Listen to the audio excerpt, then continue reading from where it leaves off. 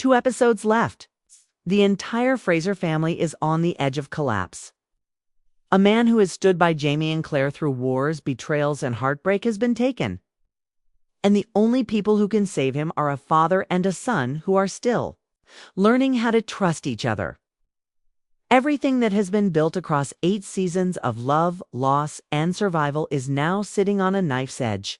One wrong move and it all falls apart. This is not just another episode of Outlander.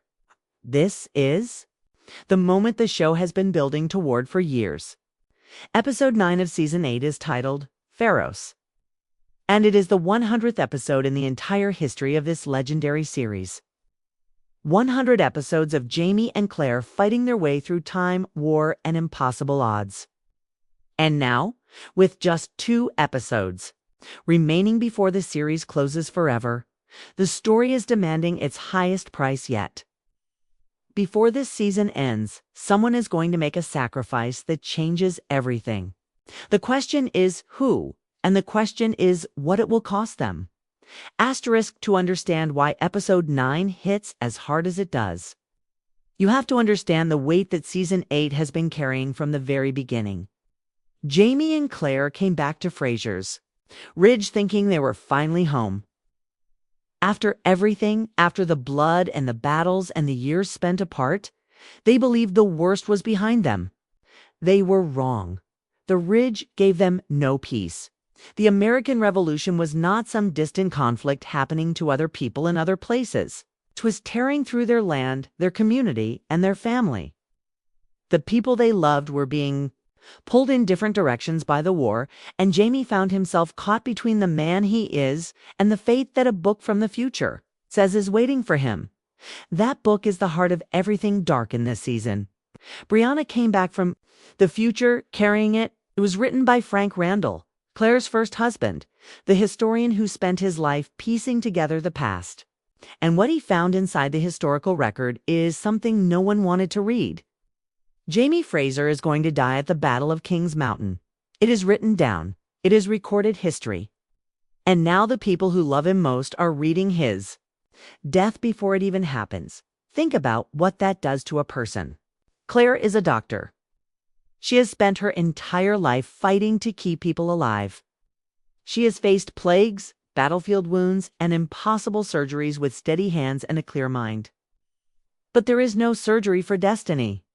There is no medicine that cures what history has already written. She knows when and where her husband is supposed to die, and she cannot stop it with anything in her medical bag. That helplessness is something Catriona Balfe has been carrying through every scene this season. And you feel it in every moment. She shares the screen with Jamie. Jamie, on the other side, is not a man who runs from fate. He never has been. Walked into Caladon knowing what was waiting. He has faced death so many times that he and it are almost old friends by now. But this season gave him something new to fight for, something he did not have before. His son William, a young man who grew up not knowing Jamie was his father, raised in a world that told him he belonged to a different family and a different loyalty. The moment William discovered the truth, the moment he understood who Jamie really was to him, everything shifted. That relationship is raw and fragile and real. And it is sitting right at the center of what episode 9 is going to put through the fire. And then came the kidnapping. Lord John Grey, one of the most beloved figures in this entire story, taken by Captain Richardson. That single event is the match that lights everything in episode 9 on fire. Asterisk, picture the one person in Jamie Fraser's life who has never once asked for anything in return. The one man who stood in the gap when Jamie could not be there. Who raised his son when Jamie had to disappear. Who kept secrets that could have destroyed everything and carried them silently for decades without complaint. That man is Lord John Grey, and right now, he is gone. Captain Richardson took him. That name, Richardson, has been floating around the edges of this season like smoke from a fire you cannot quite locate. He is not easy to read. Back in season 7, he made a move that shocked everyone when he turned his back on the British Army and step toward the rebel side. But do not let that fool you into thinking he is on anyone's side but his own. Richardson does not have loyalty. He has strategy. He moves people around like pieces on a board. And right now, Lord John is the piece he has decided to pick up and use. What makes this so much more painful is the timing. Lord John and Jamie have been in a complicated place emotionally this entire season.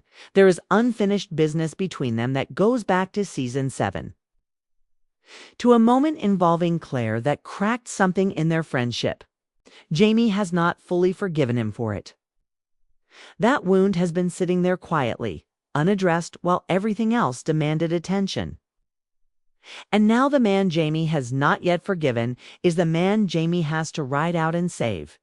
There is something almost cruel about the way life does that. It does not wait for you to fix your relationships before it puts them in danger. It does not give you a clean moment of reconciliation before it forces your hand. Jamie is going to have to decide what Lord John means to him before he even knows whether he can reach him in time. That decision, that internal reckoning happening inside Jamie while he rides through dangerous territory. It's going to be one of the most powerful things this episode puts on screen. Claire is feeling this differently. For her, Lord John has always been something that defies easy description. He is not exactly a friend in the simple sense of the word.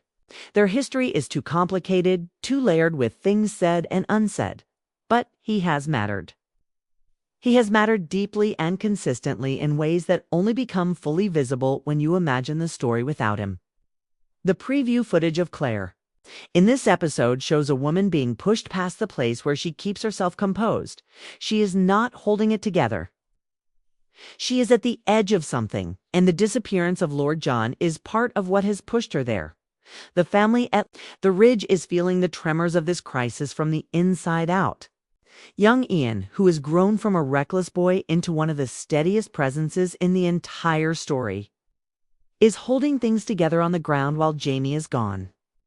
But even Ian cannot hold back what is coming from the outside. Ferguson's forces are getting closer. The threat is not abstract anymore. It is moving toward them with real intention, and the Ridge, the home that Jamie and Claire have poured everything into, is in the path of it.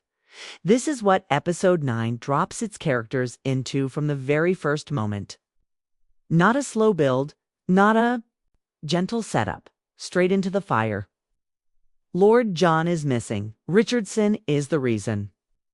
And the clock is already running. Asterisk. There is a specific kind of pain that comes with being a father who was never allowed to be one. Jamie Fraser has carried that pain for years. He watched William grow up from a careful distance, playing a role in his life that was never the real one, never the one that mattered most, never the one he actually was.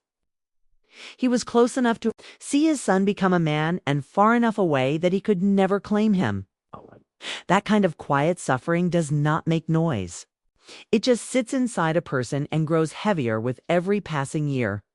And then William found out the truth. The whole thing came apart in the way secrets always do. Not gently, not on anyone's terms, but suddenly and completely. William did not take it well at first. How could he? Everything he thought he knew about himself, about his name, about where he came from, had been a constructed story. The ground beneath his identity shifted without warning. He pushed back. He pulled away. He needed time to be angry before he could be anything else. But something changed. Slowly, painfully, honestly, something changed between them. The conversation they had, the one that fans have been waiting seasons to see. The one where Jamie explained why he stayed away and William had to decide whether he believed him. That conversation opened a door that had been sealed shut for years. It did not fix everything. Real things between real people do not get fixed in a single conversation. But it opened something. It let light into a room that had only ever known darkness. Now they are riding out together, side by side, father and son moving through dangerous land with a shared purpose for the first time in their lives. Read that again slowly because it deserves the weight.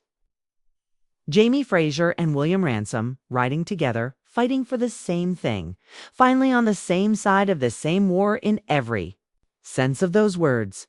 The visual alone carries enough emotion to undo a person who has followed this story from the beginning. But here is what makes it even more complicated and even more interesting. This mission is not safe. Nothing about what they are riding into is safe. Ferguson's forces are closing in. Richardson is not a man who gives up what he takes without a fight.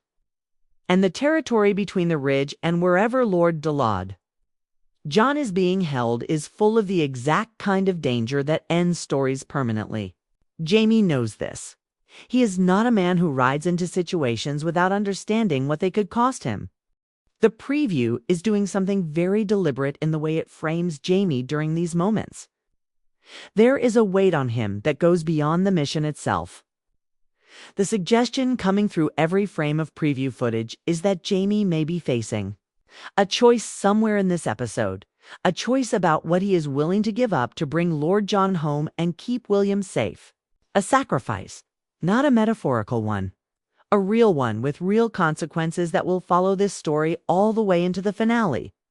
Think about what that means for a man who already knows history says he is going to die at King's Mountain. He is, carrying that knowledge every single day. He wakes up with it. He rides with it. He looks at Claire and at William and at everyone he loves with the quiet understanding that his time may already be measured out. And yet, he rides. He always rides, because that is who Jaime Fraser is. Not a man who stays behind when the people he loves need him, but a man who moves toward danger when it matters, even when moving toward it might be the last thing he ever does. William, riding beside him, does not yet fully understand the depth of what his father carries. He is still learning, Jaime, still figuring out the shape of this man who is both a stranger and the most familiar person he has ever met. But on this ride, in these shared miles of dangerous ground, something is going to settle between them. Not words necessarily. Sometimes the most important things between fathers and sons are not said out loud. Sometimes they are just lived, side by side in the doing of something hard together. That is what episode 9 is giving this relationship. Not a clean resolution wrapped in a perfect scene. Something better than that. Something real. A shared moment of action that says what years of distance and secrecy never could. Asterisk, there is a reason the writers chose the name Pharos for this episode, and it is not accidental. Nothing in a show like Outlander is ever accidental, especially not in the final stretch of the final season. Pharos was the ancient lighthouse of Alexandria, one of the 7 wonders of the ancient world. It stood at the edge of the sea and burned its light outward into the darkness so that lost ships could find their way back to shore. It did not move. It did not chase the ships. It simply stood in one place and burned so brightly that even the most lost vessel could find its direction again. Now, think about what that means for where these characters are right now. Every single person in the Fraser family is lost in some way. Claire is lost in her fear of a future she has already read. Jaime is lost between the man he is today and the death that history says is coming for him. William is lost between the identity he grew up with and the truth of who he actually is. Brianna and Roger are lost between 2 different centuries, trying to decide which world their children belong to. Marsali is making choices that could pull her away from everything that has kept her grounded.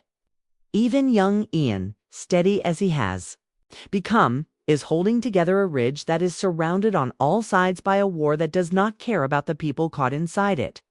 Every one of them needs a lighthouse right now. And the question that Pharos is really asking underneath all the action and the rescue mission and the approaching armies is this: who burns for the people around them without asking anything back? Who stands still in the storm so that everyone else can find their way? That question points directly at Jaime. It has always pointed at Jaime, but this episode is suggesting that the answer might be more complicated than it has ever been before. Because for the first time, Jaime is not just the lighthouse for Claire and his family at the Ridge. He's also trying to be that light for a son who spent his whole life navigating in the dark. without knowing his father was supposed to be the one burning for him. And then there is the matter of the finale. One episode after this, one single episode left before Outlander closes its doors forever after more than a decade of telling this story. Showrunner Matthew B. Roberts did something almost unheard of in modern television. He shot multiple endings for the finale, not as a publicity stunt, not as a creative exercise, but because the story genuinely demanded more than one possible truth. And what makes it even more remarkable is that Sam Heughan, the man who has played Jamie Fraser across all 8 seasons, genuinely does not know which ending made the final cut. Roberts kept it locked down for script security reasons, which means even the man at the center of the story is going to watch the finale the same way the audience does, not knowing exactly where it lands. That detail alone should tell you everything about the kind of ending this show is building toward. This is not a finale that is going to give everyone exactly what they want in a neat and comfortable way. This is a finale that has been built by people who understand that the most honest endings are the ones that cost something. And episode 9, Pharos, is the episode that puts every piece into its final position before that cost is paid. Brianna and Roger are converging with the main story in ways that feel like a closing circle. Their struggle this season between staying in the 1700s and protecting their children from the violence. Closing in around Fraser's Ridge is reaching the point where a decision can no longer be avoided. Marsali's risky choices are going to land somewhere in these final 2 episodes, and the direction she is heading does not feel like safety. Fanny, the younger character whose connection to the time travel mythology has been quietly growing all season, is about to step further into the light in a way that adds another layer to the mythology this show has been building since its very first episode. Everything is converging. Every storyline, every relationship, every secret that has been carried through this season is moving toward the same point. That is what penultimate episodes are supposed to do. But Pharos is doing it with a precision and an emotional weight that goes beyond technical storytelling. It feels personal. It feels like the people who made this episode understood that they were making something that would matter to a lot of people for a very long time. And they treated it with that kind of care. The air date is May 8th, 2026, 8 in the evening Eastern Time on Stars for those watching on linear television, and midnight Eastern Time for those streaming. 60 minutes. 100 episodes into a story that began with a woman stepping through a circle of standing stones and finding herself in a world she did not understand. And now, in its final hours, that story is asking its most important question yet. Are you willing to sacrifice for the people you love? Knowing that the sacrifice might be the last thing you ever give them, Jamie? Fraser has answered that question every single time it has been asked of him throughout this entire series. But this time the answer might cost more than anything he has ever given before. And when it does, when that moment arrives in these final 2 episodes, it is going to be the kind of television that stays with a person long after the screen goes dark. That is what Pharos is. That is what episode 9 of Outlander season 8 is carrying into your living room on May 8th. Not just a penultimate episode. A lighthouse burning at full strength one final time before the sea goes quiet.